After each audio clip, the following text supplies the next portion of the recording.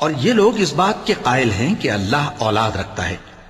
نہیں، وہ پاک ہے، بلکہ جو کچھ آسمانوں اور زمین میں ہے سب اسی کا ہے اور سب اس کے فرما بردار ہیں.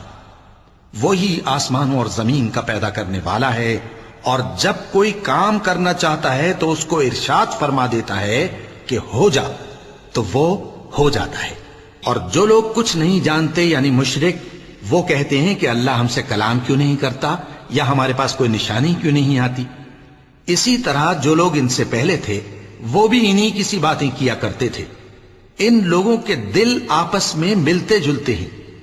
جو لوگ صاحب یقین ہیں ان کے سمجھانے کے لیے ہم نے نشانیاں بیان کر دی ہیں. اے پیغمبر، ہم نے تم کو سچائی کے ساتھ خوشخبری سنانے والا اور ڈرانے والا بنا کر بھیجا ہے.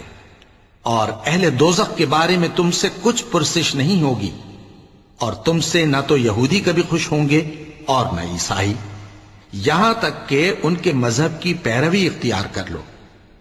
ان سے کہہ دو کہ اللہ کی ہدایت یعنی دین اسلام ہی ہدایت ہے. اور اے پیغمبر، اگر تم اپنے پاس علم یعنی وحی الہی کے آ جانے پر بھی ان کی خواہشوں پر چلو گے تو تم کو اللہ کی پکڑ سے بچانے والا نہ کوئی دوست ہوگا نہ کوئی مددگار.